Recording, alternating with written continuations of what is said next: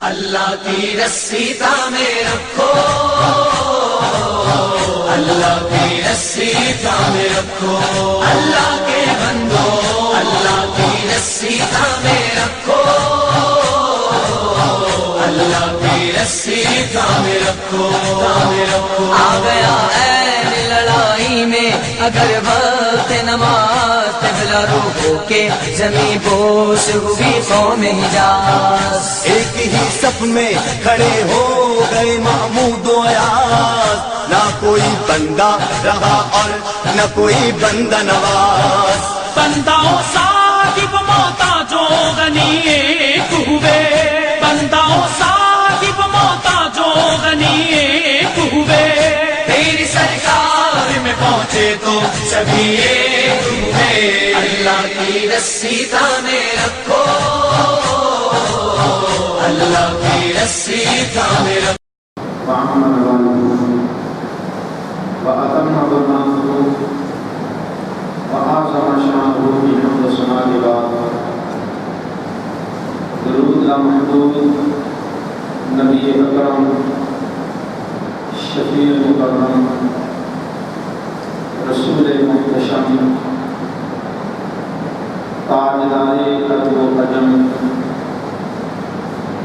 شہنشاہ لامقام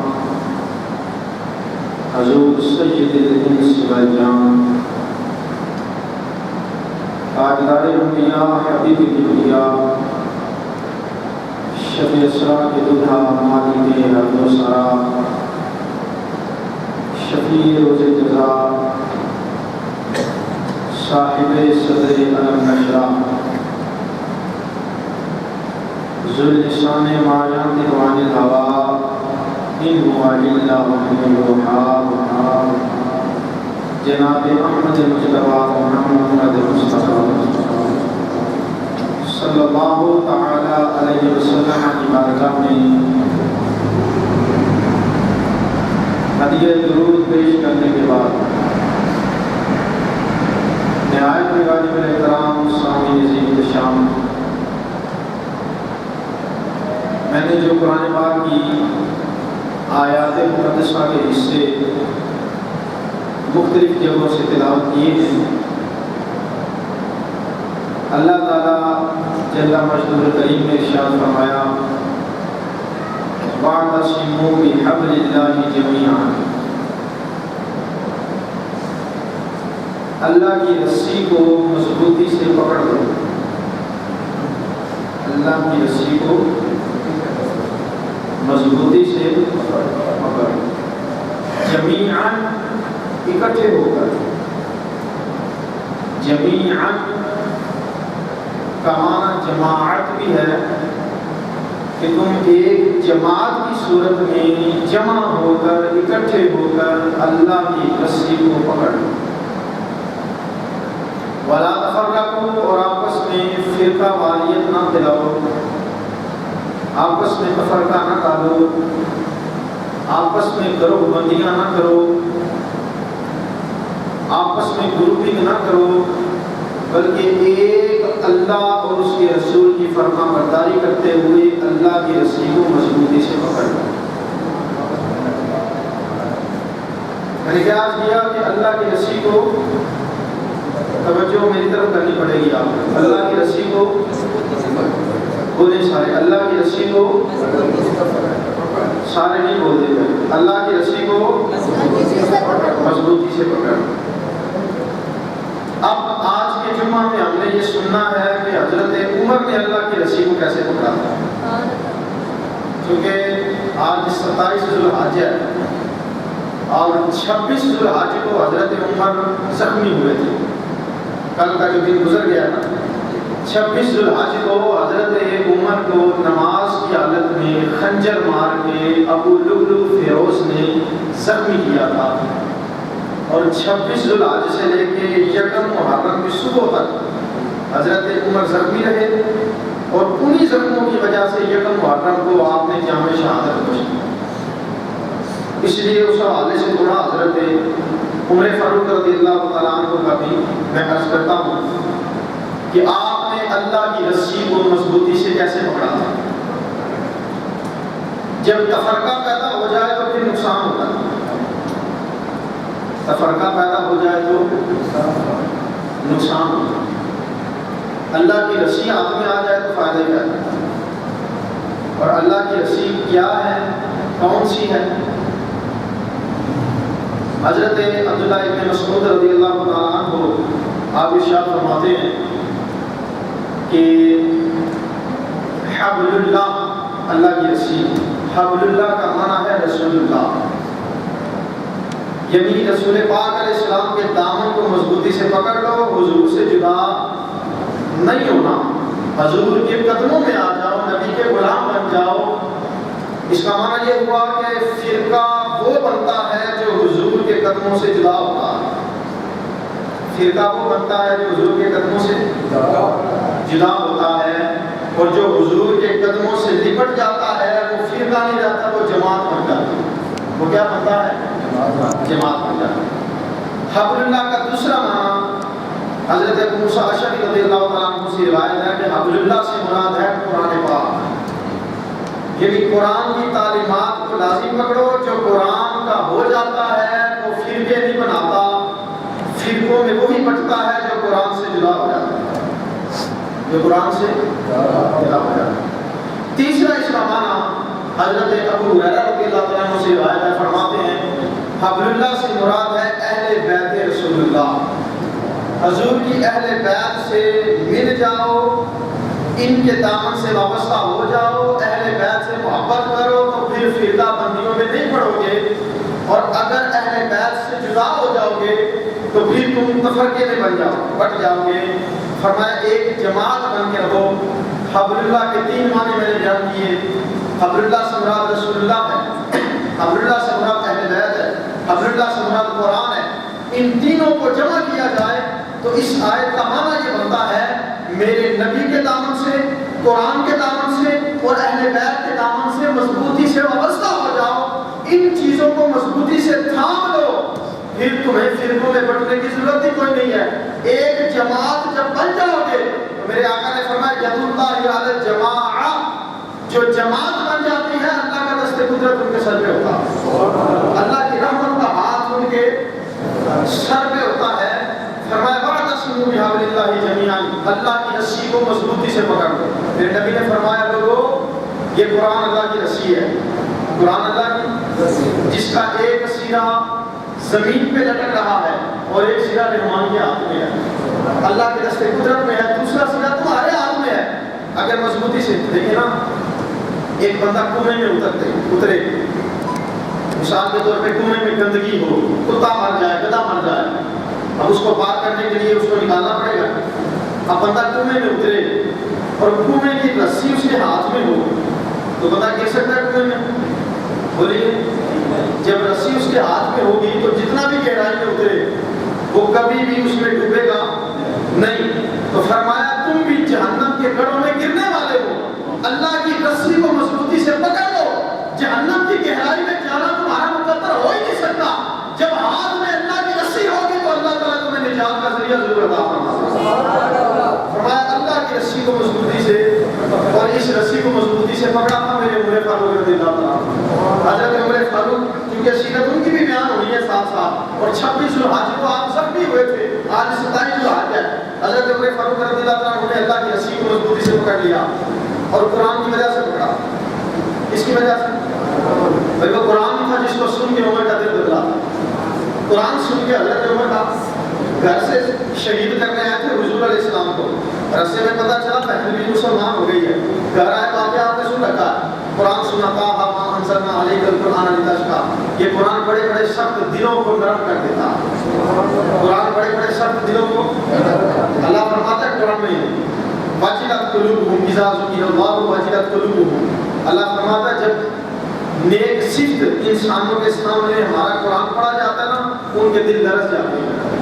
ان کے دل قرآن سن کے بھی جس کا ذوق تازہ نہ ہو وہ منافق ہی ہو سکتا ہے.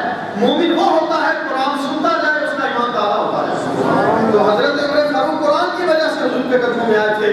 اور عمر وہ ہے جو مراد مصطفیٰ ہے. ایک ہوتا ہے مرید، ایک ہوتا ہے مراد. مرید وہ ہوتا ہے جس کی خواہش ہو میں حضور کا غلام بنوں، اور مراد وہ ہوتا ہے حضور کی خواہش ہو یہ میرا غلام بنے، حضور کی خواہش ہو۔ مرید اور مراد میں فرق ہوتا ہے۔ حضور علیہ السلام نے دعا مانگی، دو طرح سے لفظ ہے۔ حضور نے ایک دعا مانگی، یا اللہ 2 عمروں میں سے 1 عمر دے دے۔ ابو جہل کا نام بھی عمر تھا۔ ابو جہل کا نام کیا تھا؟ عمر بن حشام اس کا نام تھا اصل، اور حضرت عمر کا نام بھی عمر تھا۔ میرے نبی نے کہا مولا 2 عمروں میں سے 1 عمر جو تو چاہے میں وہ مانگتا ہوں وہ مجھے عطا کر دے۔ اور دوسرے لفظ ہیں، اس دعا کے فوراً بعد میرے نبی نے کہا یا اللہ کہیں دوسرا عمر نہ دے دینا، اللہم اعز الاسلام بعمر بن الخطاب خاصہ، یا اللہ خصوصیت سے میں عمر ابن خطاب مانگتا ہوں، خصوصیت سے عمر ابن خطاب عمر فاروق اعظم مانگتا ہوں۔ تو عمر مراد مصطفیٰ ہے، سارے صحابہ مرید ہیں۔ عمر کیا ہے؟ حضرت خواجہ باقی بندہ رحمۃ اللہ تعالیٰ علیہ جب آئے تھے نا ہندوستان میں تو بڑے بڑے مرید آئے، آپ کے بڑے بڑے مرید بنے، لیکن حضرت مجدد الفسانی آپ کی مراد بنے۔ حضرت مجدد الفسانی کیا بنے؟ مرید بگڑ جائے تو پیر کا کچھ نہیں جاتا۔ بھائی مرید ہاتھ میں ہاتھ دے کے بیعت کر لے، پیر کا مرید بن جائے، اگر کل کو وہ بگڑ جائے گمراہ ہو جائے تو پیر کا کچھ نہیں جاتا، اور اگر مراد بگڑ جائے تو پیر کا رہتا کچھ نہیں۔ میں نے کیا عرض کیا؟ مرید بگڑ جائے تو پیر کا کچھ نہیں جاتا، مراد بگڑ جائے تو پیر کے پلے کچھ نہیں رہتا۔ تو حضرت مجدد الفسانی مراد باقی باللہ ہے، اور سارے صحابہ مرید مصطفیٰ ہیں، عمر مراد مصطفیٰ ہے۔ اور میرے نبی نے فرمایا عمر 16 حکم میرے رب نے ایسے نازل کیے ہیں، تو نے گھر میں بیٹھ کے سوچا تھا، اللہ نے ایسے آیتیں نازل فرما دی۔ گویا کہ اللہ نے فرما دیا سونیا جو عمر کا خیال ہے وہی ہمارا خیال ہے، جو عمر فرش پہ کہہ رہا ہے وہی ہم عرش سے کہہ رہے ہیں۔ اور 16 آیتیں حضرت عمر کی مراد کے مطابق، خیال کے مطابق اللہ نے قرآن میں نازل فرمائی۔ ایسا کیوں ہوا؟ جب میں یہ پڑھتا ہوں کہ یہ ساری آیتیں حضرت عمر کی شان میں نازل ہوئی اور عمر کے خیال کے مطابق نازل ہوئی، تو جواب ایک ہی آتا ہے، عمر نے اللہ کی رسی کو مضبوطی سے تھام لیا۔ عمر نے اللہ کی رسی کو پکڑ لیا تھا۔ جب اللہ کی رسی ہاتھ میں آ جاتی ہے، مضبوطی سے تھامی جاتی ہے، تو پھر آپس میں فرقہ واریت۔ اب ہم نے سیرت فاروق اعظم کی روشنی میں دیکھنا ہے، اللہ کی رسی کو مضبوطی سے تھامنے کا مطلب یہ ہے وفاداری ہو حضور کی۔ وفاداری کس کی ہو؟ جو حضور کا نہیں وہ ہمارا نہیں، اور جو حضور کا ہے وہی۔ بھائی نعرہ کیا لگاتے ہیں ہم؟ نبی کا جو غلام ہے ہمارا وہ امام ہے، نبی کا جو غلام ہے ہمارا وہ امام ہے۔ یہ کیوں ہے؟ اس لیے کہ جو حضور کا ہے وہی ہمارا ہے، اور جو حضور کا وفادار نہیں اس کا ہمارے ساتھ بھی کوئی تعلق نہیں۔ یہی سیرت کا پہلو حضرت عمر کا اس وقت ظاہر ہوا تھا جب ایک منافق نے حضور کا فیصلہ ماننے سے منع کر دیا تھا اور کہا یہودی کے حق میں حضور نے فیصلہ کیا۔ منافق کہنے لگا مجھے منظور نہیں، چل عمر سے فیصلہ کرواتے ہیں۔ یہودی آیا، منافق آیا، منافق نے اپنی کہانی سنائی کہ میرے یہ پیسے دینے والے ہیں، یہ دیتا کوئی نہیں۔ حضرت عمر فاروق رضی اللہ عنہ اس سے پہلے کہ کوئی بات کرتے، یہودی کہنے لگا عمر ذرا ہوش سے فیصلہ کرنا، میرے حق میں فیصلہ تیرے نبی نے کر دیا، میرے حق میں فیصلہ تیرے نبی نے۔ میں نے عرض کیا نا حبل اللہ سے مراد رسول اللہ ہے، اللہ کی رسی سے مراد حضور کا دامن ہے۔ حضور کے دامن کو مضبوطی سے پکڑ لو تو پھر وفاداری صرف حضور کی کرو، اور جو حضور کا وفادار ہے وہی ہمارا سردار ہے، جس کا حضور سے کوئی تعلق نہیں، اس کا ہم سے کوئی تعلق نہیں۔ زبان پہ لاکھ کلمہ ہو، منافق کی زبان پہ کلمہ تھا۔ یہودی کہنے لگا تیرے نبی نے میرے حق میں فیصلہ کر دیا ہے۔ حضرت عمر فاروق نے بات ہی کوئی نہیں سنی، گھر میں گئے، کمرے میں گئے، تلوار نکالی، باہر آئے، سر تن سے جدا کر دیا، مدینے میں کوہرام مچ گیا، عمر نے مومن کا سر کاٹ دیا، قتل کا بدلہ قتل ہونا چاہیے۔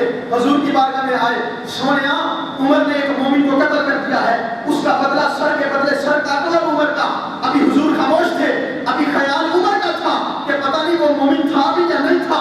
اللہ نے عرش سے قرآن نازل فرما دیا، اے محبوب حتی یحکموک لا یؤمنون احدکم حتی یحکموک، اے میرے محبوب وہ تو مومن تھا ہی نہیں، اس نے تیرا فیصلہ نہیں مانا۔ عمر کی تلوار نے فیصلہ حق کیا ہے، جو تیرا نہیں وہ اللہ کا بھی نہیں ہے، وہ عمر کا بھی نہیں ہے۔ فرمایا واعتصموا بحبل اللہ جميعا ولا تفرقوا، اللہ کی رسی کو مضبوطی سے، یہ عمر نے پکڑا تھا اللہ کی رسی کو مضبوطی سے۔ اب جو حضور کا وفا، اب کسی کے لہجے میں وہ ایک دوست نے مجھ سے پوچھا کہ سچ کون ہے، حق کون ہے؟ بھائی ہر بندہ کہتا ہے میں سچا ہوں، بولیے نا، ہر بندہ کہتا ہے میں سچا ہوں، ہر بندہ اپنی اسٹیج پہ بیٹھ کے کہتا ہے میں حق ہوں، میں جنتی ہوں، میرا فرقہ جنتی ہے، میرا فرقہ جنتی ہے. کون اپنے آپ کو جنتی کہتا ہے؟ اس کو یوں سمجھے کہ جب مہمان جائے نا کہیں تو اڈے پہ جو گاڑیاں کھڑی ہوتی ہیں، بوڑھی ماں ہو، بچوں کا ہاتھ میں ہاتھ ہو اور بیگ ساتھ سامان بھی ہو، ایک کنڈکٹر آتا ہے بھاگا بھاگا بیگ کھینچتا ہے کہ چلو آؤ میری گاڑی میں بیٹھو، دو سواریاں رہ گئی، وہ بیگ کھینچ کے وہاں لے جاتا ہے. دوسرا کنڈکٹر آتا ہے وہ بچے کو اٹھا کے بھاگ جاتا ہے، چلو میری گاڑی میں بیٹھو. تیسرا آتا ہے وہ ہماری بھاگ پکڑ لیتا ہے، اماں جی میری گاڑی میں بیٹھو. جب ماں کو غصہ چڑھے تو کیا کہتی ہے؟ اسی کتنے بھی نہیں جانا. کیا کہتی ہے بھائی؟ یہی کہتی ہے نا، اسی کتنے بھی نہیں جانا. تو بالکل یہی حال فرقہ واریت کا ہو چکا ہے. ہر بندہ کہتا ہے میں سچا ہوں، میں سچا ہوں، میں سچا ہوں. اب جو بندہ دین سے دور ہے، جس کی عقل کام جو علم سے دور ہے، جو عالم نہیں ہے، اب وہ کیسے فیصلہ کرے کون حق ہے کون سچ ہے؟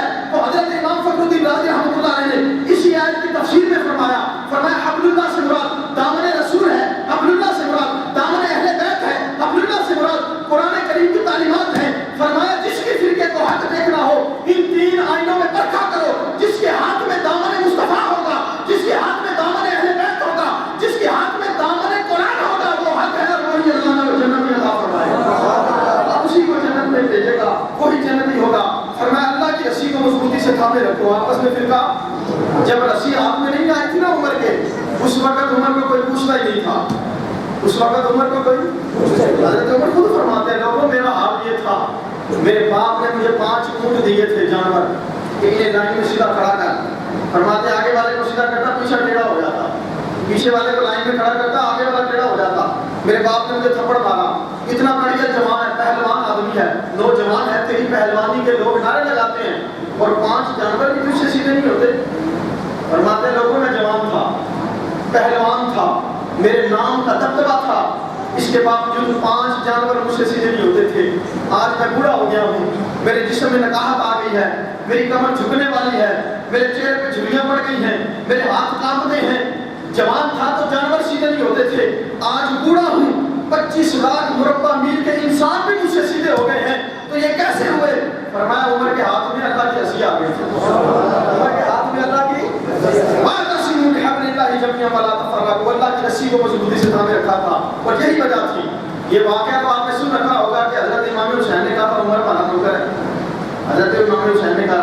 اب واقعہ 2 طرح سے ملتا ہے، میں وہ بھی چلو آپ کو سنائی دیتا ہوں، ذوق تازہ ہو جائے گا میرا بھی.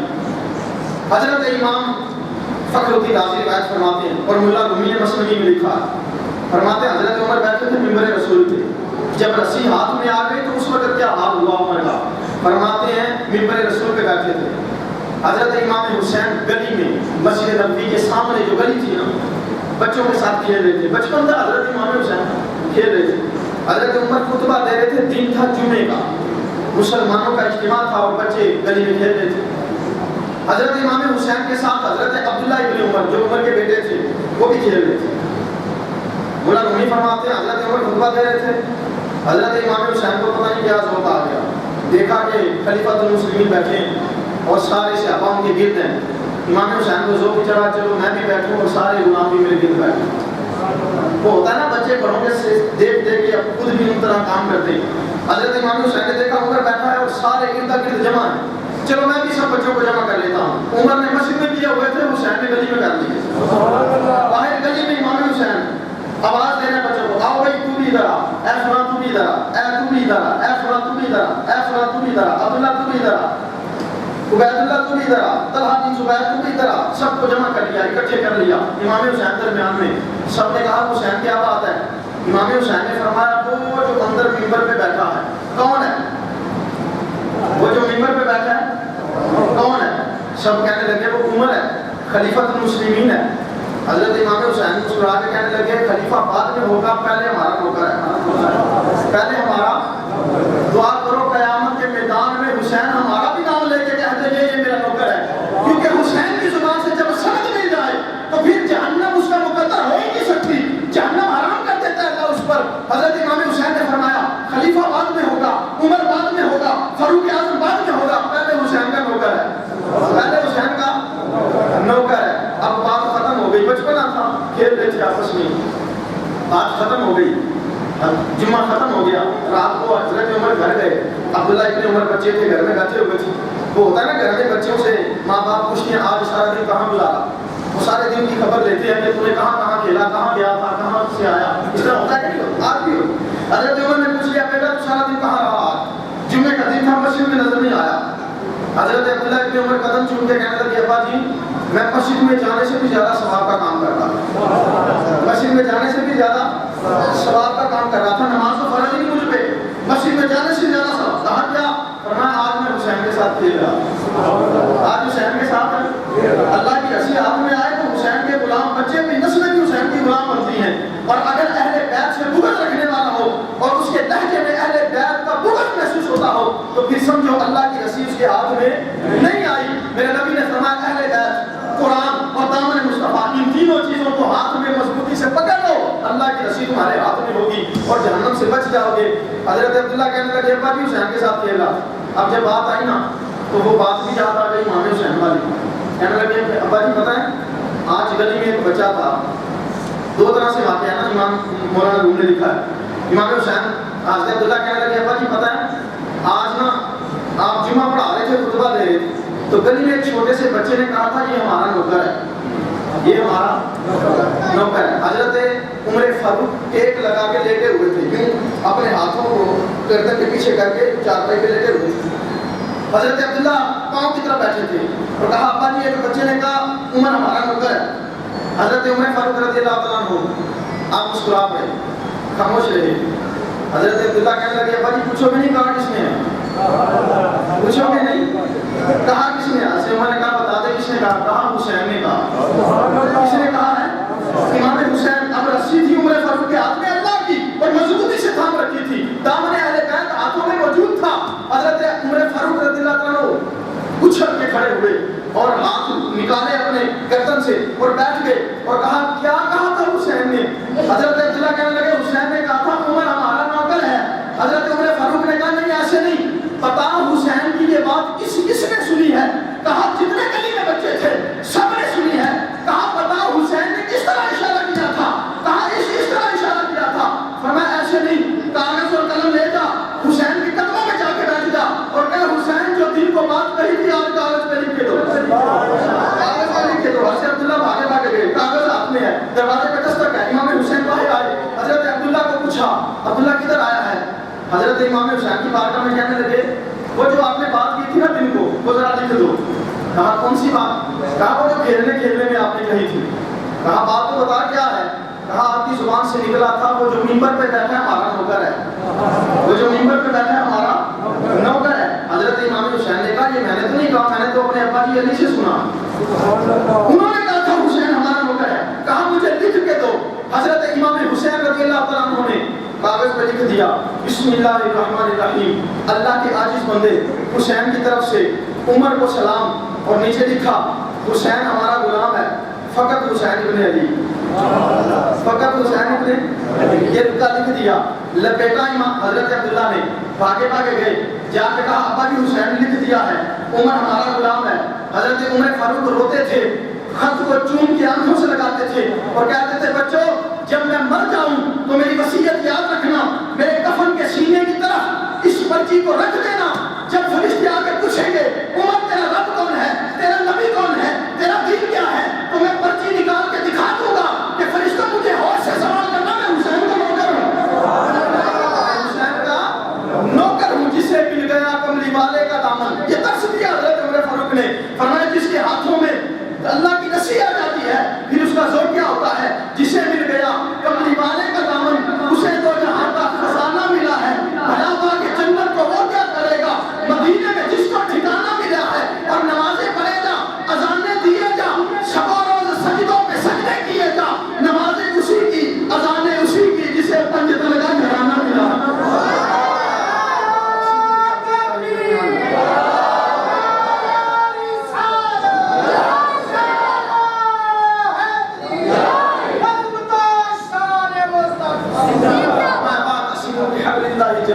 اللہ کی رسی کو بولیے, اللہ کی رسی کو مضبوطی سے پکڑ لو. یہ درس دیا حضرت عمر فاروق کی سیرت نے ہمیں. اللہ کی رسی جب ہاتھ میں آ جاتی ہے, حضرت جبریل سے حضور نے پوچھا جبریل بتا میری امت کی شان کیا ہے. کیا فرمایا بولیے سارے. عمر کی شان یہ حضور سن رہے ہیں جبریل سے, نبیوں کا سردار سنتا ہے فرشتوں کے سردار. بتاؤ عمر کی شان کیا ہے. حضرت جبریل ہنس کے کہنے لگے سونے اگر میں اتنی عمر اتنی زندگی عمر کی شان بیان کرتا رہوں جتنی زندگی حضرت نوح علیہ السلام نے تبلیغ کی,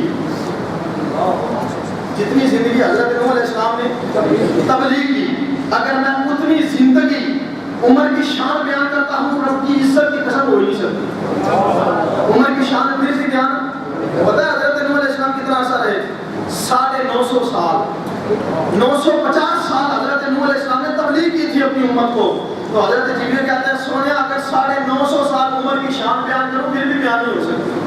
عمر کی شان پھر بھی بیان نہیں ہو سکتی. اور عمر پسند کیا ہے اللہ نے.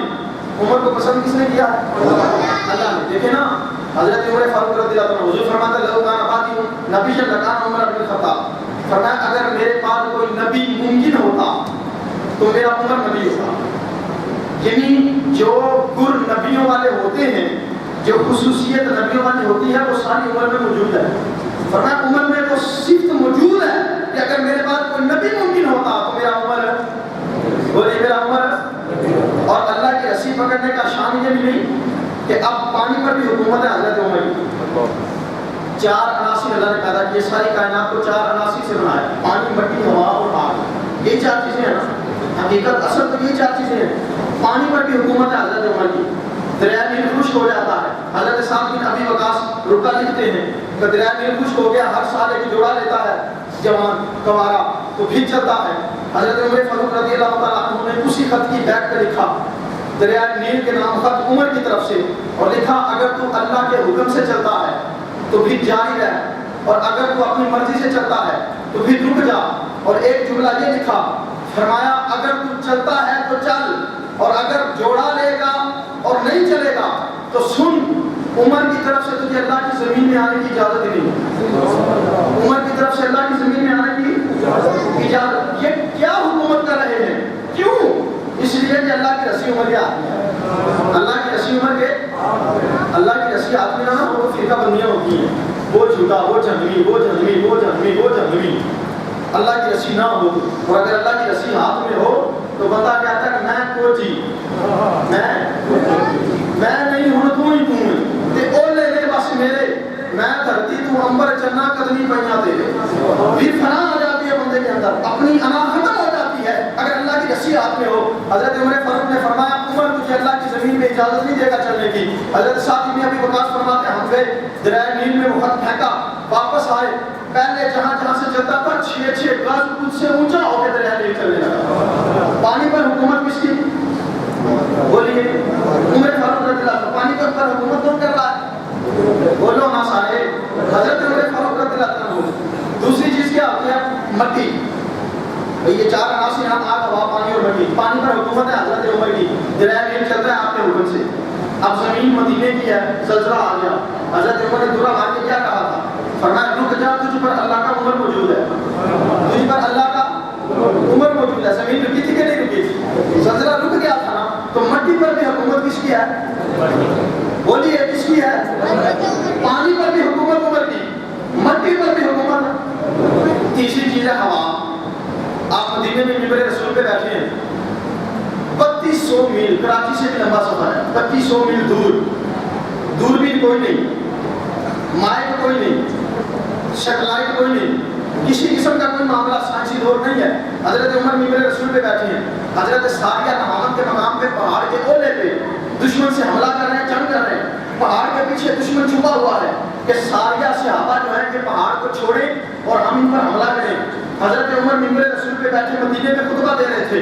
آپ نے دیکھا بغیر دوربین کے کہ پیچھے دشمن موجود ہے, اور آپ نے خطبے کے دوران کہا یا ساریہ الجبل الجبل الجبل, اے ساریہ پہاڑ نہیں چھوڑنا, اے ساریہ پہاڑ نہیں چھوڑنا, پہاڑ نہیں چھوڑنا, پہاڑ نہیں چھوڑنا.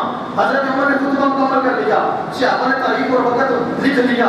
جب حضرت ساریہ 2 مہینے بعد واپس آئے, کہاں فلاں تاریخ تھی, جمعے کا دن تھا, حضرت عمر بیٹھ کے تمہیں پکار رہے تھے, کیا تم نے آواز سنی؟ حضرت ساریہ کہنے لگے لوگوں رب کی عزت کی قسم, جس کے قبضہ قدرت میں ساریہ کی جان ہے, عمر یہاں بیٹھ کے آوازیں لگا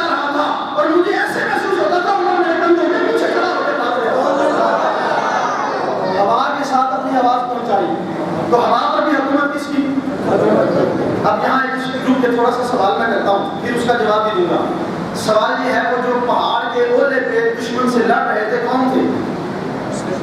صحابہ تھے. کون تھے؟ کس کے تھے؟ حضور کے. صحابہ تھے. اور منبر رسول پہ بیٹھ کے جو ان کو دیکھ رہا ہے وہ کون تھا؟ وہ بھی صحابی تھے. اور ان کو آواز دینے والا کون تھا؟ صحابی تھے. بھائی حضرت عمر کی صحابی، وہ بھی سارے صحابہ. سوال یہ ہے پہاڑ کے پیچھے دشمن چھپا ہوا ہے، اس صحابی نے جہاں بیٹھ کے دیکھ لیا، ان صحابہ نے وہاں کیوں نہیں دیکھا؟ ان کو کیسے پتہ نہیں چلا؟ بھائی سوال سمجھ آیا کہ نہیں آیا؟ بولیے نا، آیا کہ نہیں آیا سمجھ؟ سوال یہ ہے وہ بھی سارے صحابہ ہیں، یہ بھی صحابی ہے، یہ 3200 میل دور سے دیکھ رہا ہے، آواز پہنچا رہا ہے، وہ صحابہ وہاں نہیں دیکھ رہے. اس کا جواب ہے کہ میری سمجھ میں آتا ہے منبر رسول تھا، حضرت عمر بیٹھے تھے. اور آپ کو پتہ ہے عمر بیٹھتے کہاں تھے؟ منبر کی 3 سیڑھیاں ہوتی تھی نا، اوپر حضور بیٹھا کرتے تھے. جب حضرت ابوبکر کا زمانہ آیا تو جہاں حضور کے قدم دوسری سیڑھی پہ ہوتے تھے وہاں ابوبکر بیٹھتے تھے. اور جب حضرت عمر کا زمانہ آیا تو حضرت ابوبکر کے قدم تیسری سیڑھی پہ ہوتے تھے تو حضرت عمر تیسری سیڑھی پہ بیٹھتے تھے جہاں صدیق کے قدم ہوتے تھے. تو حضرت عمر بیٹھے تھے منبر رسول پہ اور صدیق اکبر کے قدموں میں، صدیق اکبر کے قدموں میں. وہ جو صدیق کے قدموں میں بیٹھنے والا عمر ہے، اس کی نگاہ میں اتنی طاقت آ گئی، وہ 3200 میل دور دیکھ بھی رہا ہے اور ہوا کے دوش پہ اپنی آواز پہنچا بھی رہا ہے. تو جو صدیق جس کے قدموں میں عمر بیٹھا ہے، عمر کی شان یہ ہے. تو جو صدیق نبی کے قدموں میں بیٹھا کرتا تھا اس کی شان کیا ہوگی؟ تو جو صدیق نبی کے قدموں میں بیٹھا ہے اس کی شان یہ ہے. تو معراج کی رات جو محمد اللہ کے قدموں میں بیٹھا تھا اس کی شان کیا ہوگی؟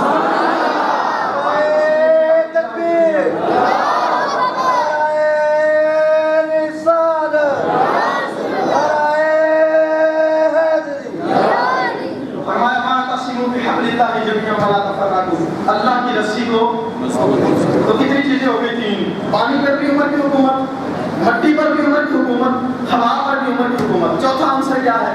آگ. حضرت تمیم داری فرماتے ہیں دور فاروقی تھا، مدینے کے پہاڑ سے آگ نکلی. مستدرک میں امام حاکم نے لکھا یہ ساری شانیں تب ملتی ہے جب اللہ کی رسی ہاتھ میں ہوتی ہے، اور اگر اللہ کی رسی ہاتھ میں نہ ہو تو پھر فرقہ بندیاں ہوتی ہیں. پھر بندہ کہتا ہے اس مسجد میں نماز نہیں ہوتی، اس مسجد میں ہوتی ہے، یہاں پڑھا کرو، یہاں نہیں ہوتی یہاں. مجھے ایک دوست نے پوچھا، ہمارے بڑے محبت والے نمازی ہیں، انہوں نے کہا کہ بندے ایک دوسرے کو کہتے ہیں وہاں نماز نہیں ہوتی، یہاں ہوتی ہے، یہاں نہیں. میں نے ایک جواب دیا، اب ذرا آپ بتائیے گا جواب ٹھیک ہے نہیں.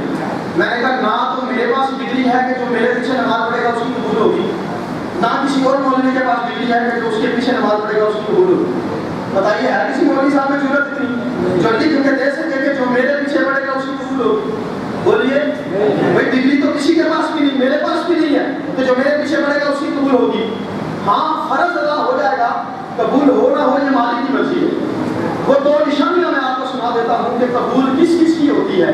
جس مسجد میں بندہ نماز پڑھے قبول ہونے کی گارنٹی میں آپ کو سنا دیتا ہوں. علماء نے لکھا ہے، فرماتے 2 نشانیاں ہوں تو سمجھو نماز قبول ہے.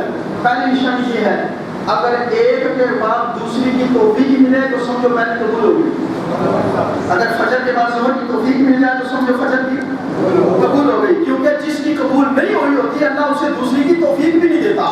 تو جس نے فجر کے بعد ظہر کی پڑھ لی سمجھو فجر کی قبول ہو گئی.